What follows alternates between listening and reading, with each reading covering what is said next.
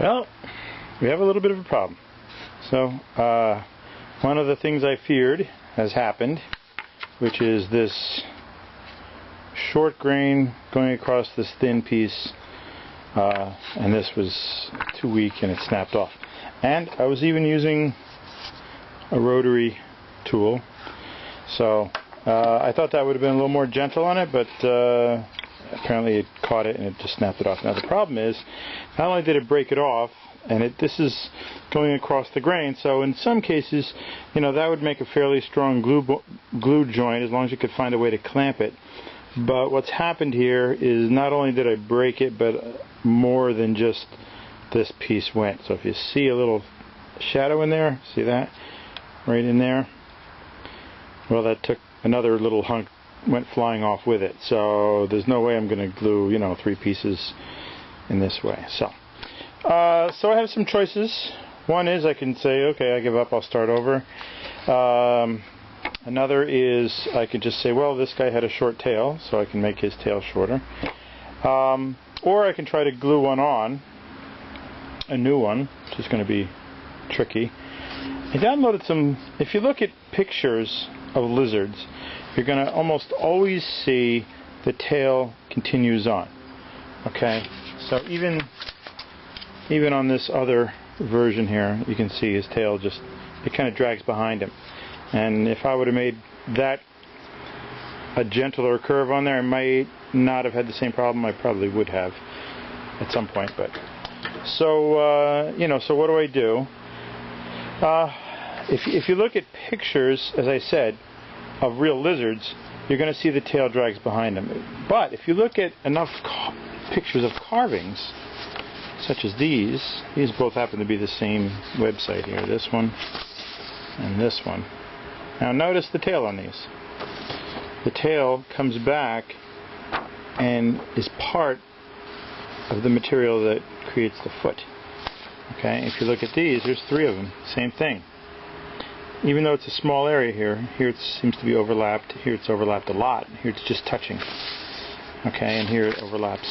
So what does that tell me? That tells me that, yes, this thin tail coming out here and curving against the grain makes it inherently weak. So what I thought I'll try to do, it's not going to be easy because I now have this up in the air here. So here I left the space, so I made it more difficult for myself. So what I'm thinking I could try to do is come back just a little more. What I had done here, let's back step a bit. Before I started working on this, I had the foresight to sort of trace my bandsaw blank so that if I wanted to, I could make a pattern should I want to make another one. So I can work on this and draw on this, and what I thought I would do is find a spot where I can come back with the grain going again, still with the grain here, cut this off and sand it and try to get it as flat as I can, and then cut another piece, match it, and glue it on. And when I cut the piece, I'll build in a little extra piece that allows me to have something to clamp to. And then what I can also do is have it come around and maybe overlap this leg, or I can make a flat spot on here and have it touch here, or if I wanted to go around the other way to this leg and glue it somehow to this area here, just make a flat spot. So what I thought I'll do then is I can do all that on this. So I'll indicate about where I want to cut this, somewhere about in here. And this piece actually has the grain going this way, so I can get a feel for where to do this. And then get this cut at that point. And then from there on, I can draw a new tail. So I could either just draw it around like this, okay, to continue around, or I could have it come around the other way and touch here, okay. And then I can take this piece here and use it as a template, make a paper template, cut out a new piece from the leftovers of this same board, and try to glue it back on here in 2 points.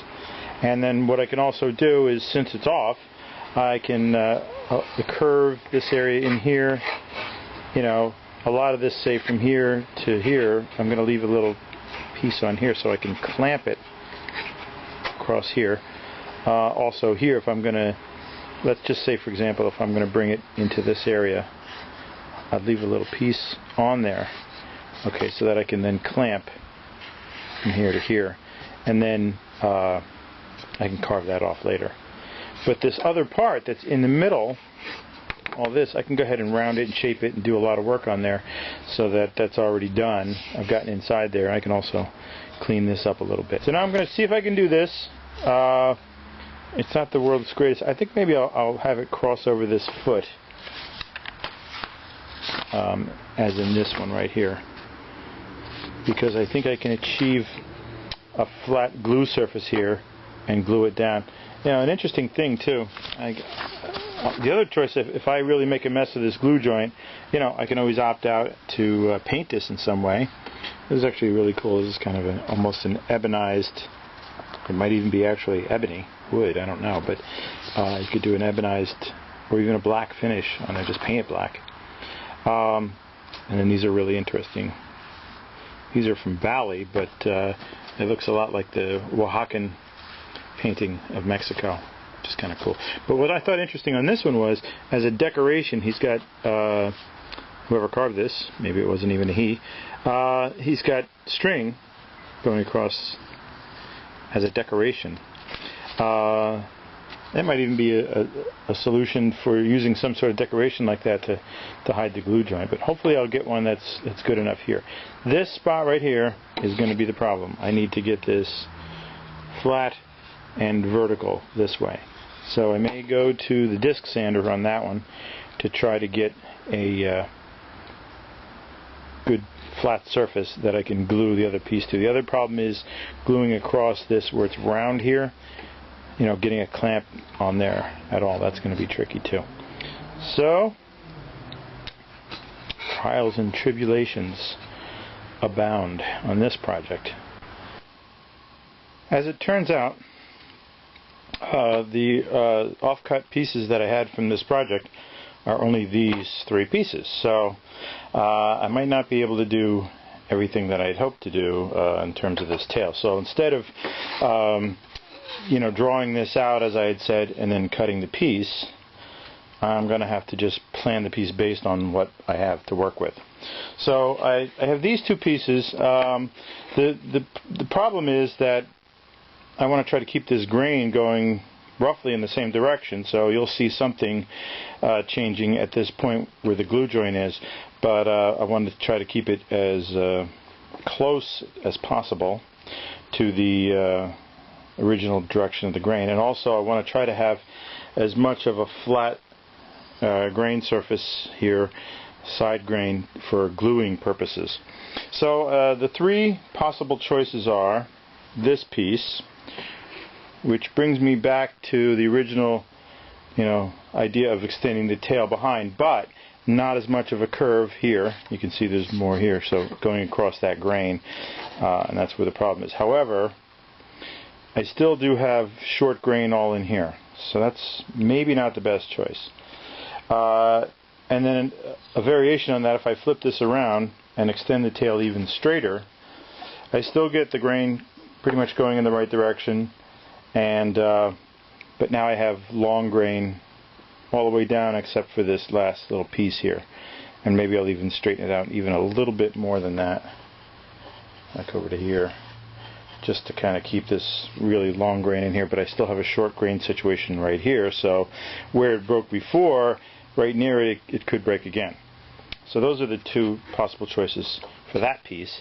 And then if I wanted to bring it back around this way, I could use this piece. I still have the flat grain going this way. The grain's pretty much going the same way, and I have enough that I could bring it up onto this part of the foot, flatten this out. I'll have to, you know, cut a notch out here so that that sits on there. Okay.